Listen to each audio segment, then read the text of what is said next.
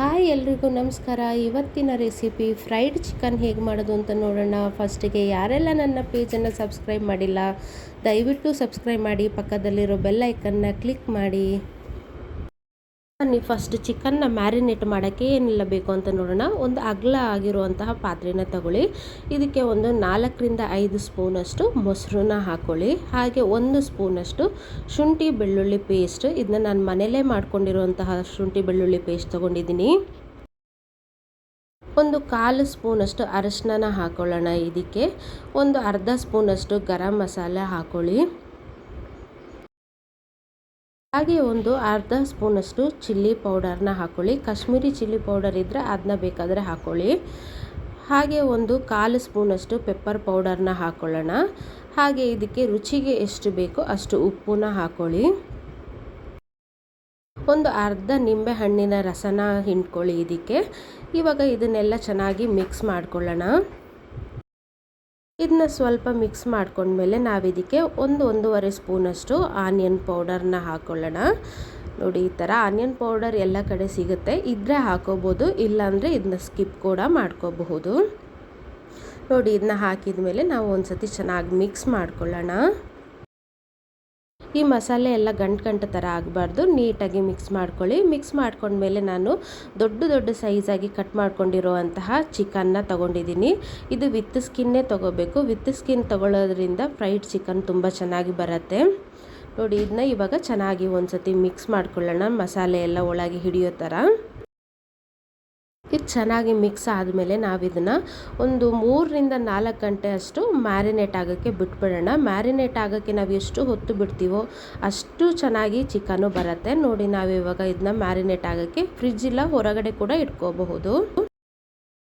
ನೋಡಿ, ಇದು 4 ಗಂಟೆ ಆದಮೇಲೆ ಎಷ್ಟು ಚೆನ್ನಾಗಿ ರೆಡಿ ಆಗಿದೆ. ಇದಕ್ಕೆ ಕೋಟಿಂಗಿಗೆ ನಾವು ಒಂದು ಪೌಡರ್ನ ರೆಡಿ ಮಾಡ್ಕೊಳ್ಳೋಣ ಬನ್ನಿ. ನೋಡಿ, ನಾನು ಇಲ್ಲಿ ಒಂದು ಬೌಲಲ್ಲಿ ನೀರನ್ನ ತೊಗೊಂಡಿದ್ದೀನಿ. ಇನ್ನೊಂದು ಕಡೆ ಮೈದಾ ಹಿಟ್ಟನ್ನು ತೊಗೊಂಡು ಇದಕ್ಕೆ 1.5 ಸ್ಪೂನಷ್ಟು ಆನಿಯನ್ ಪೌಡರ್ನ ಹಾಕ್ಕೊಳ್ತಾ ಇದ್ದೀನಿ. ಆನಿಯನ್ ಪೌಡರ್ ಹಾಕಿದ ಮೇಲೆ ಇದಕ್ಕೆ ರುಚಿಗೆ ಎಷ್ಟು ಬೇಕೋ ಸ್ವಲ್ಪ ಉಪ್ಪನ್ನ ಹಾಕ್ಕೊಳ್ಳೋಣ. ಉಪ್ಪನ್ನು ಹಾಕಿದ ಮೇಲೆ ಇದಕ್ಕೆ ಒಂದು ಸ್ವಲ್ಪ ನಾವು ಒಂದು 1/4 ಸ್ಪೂನಷ್ಟು ಚಿಲ್ಲಿ ಪೌಡರ್ನ ಹಾಕ್ಕೊಳ್ಳೋಣ. ಸ್ವಲ್ಪ ಮೇಲೆ ಖಾರ ಆಗಿ ಟೇಸ್ಟಿಯಾಗಿರುತ್ತೆ ಅಂತ ಹೇಳಿ. ನೋಡಿ, ಈ ಥರ ಒಂದು 1/4 ಸ್ಪೂನಷ್ಟು ಚಿಲ್ಲಿ ಪೌಡರ್ನ ಹಾಕ್ಕೊಂಡು ಇದನ್ನೆಲ್ಲನೂ ಒಂದು ನೀಟಾಗಿ ಮಿಕ್ಸ್ ಮಾಡ್ಕೊಳ್ಳೋಣ. ಎಲ್ಲ ಚೆನ್ನಾಗಿ ಮಿಕ್ಸ್ ಮಾಡ್ಕೋಬೇಕು ಇದನ್ನು. ಇದಕ್ಕೆ ನಾವು ಮ್ಯಾರಿನೇಟ್ ಆಗೋಕ್ಕೆ ಏನು ಇಟ್ಟಿದ್ವಲ್ಲ ಆ ಚಿಕನ್ನ ಇದರಲ್ಲಿ ಹಾಕ್ಕೊಳ್ಳೋಣ. ಫಸ್ಟು ಈ ಹಿಟ್ಟಿಗೆ ಅದ್ಕೋಬೇಕು ನೀವು ಫಸ್ಟು. ನೋಡಿ, ಈ ಥರ ಎಲ್ಲ ಕಡೆ ಹಿಟ್ಟು ಆಗಬೇಕು ಚಿಕನ್ನಿಗೆ, ಆ ಥರ ನೀವು ಹಿಟ್ಟನ್ನು ಹತ್ಕೊಳ್ಳಿ.